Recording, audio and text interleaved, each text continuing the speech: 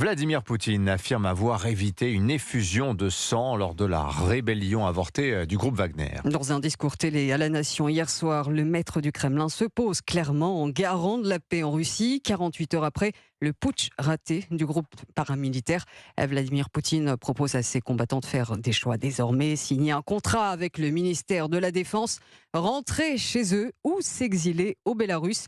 En attendant, Wagner poursuit ses missions et tout particulièrement sur le continent africain. Thibaut Hu.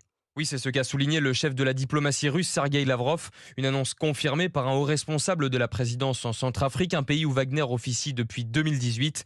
La Russie tient à garder ses positions sur le continent et cela ne surprend pas Ulrich Bouna, analyste géopolitique. Ces missions-là, elles sont primordiales pour la Russie, pour pouvoir projeter sa puissance à l'extérieur et pour pouvoir alimenter des schémas corruptifs. Donc effectivement, ces missions de Wagner en Afrique continueront. Le Kremlin ne peut pas se permettre, surtout maintenant qu'il est plus ou moins mis au banc de la communauté internationale, il ne peut pas se permettre de lâcher les quelques régimes qui lui sont proches parce qu'il y a des querelles de gangs au sein de la Russie. Et si la Russie n'a pas intérêt à démanteler Wagner, c'est aussi parce que la milice privée n'est pas soumise au droit de la guerre. La Russie n'a donc pas à se soucier de ses exactions et le Kremlin va avoir particulièrement besoin du groupe au Mali qui a commandé des avions de chasse russes.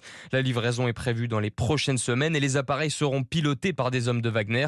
Evgeny Prigojine sera-t-il lui par contre aux commandes de ces missions ? Cette question est pour le moment toujours sans réponse. Thibaut Hu pour Europe 1.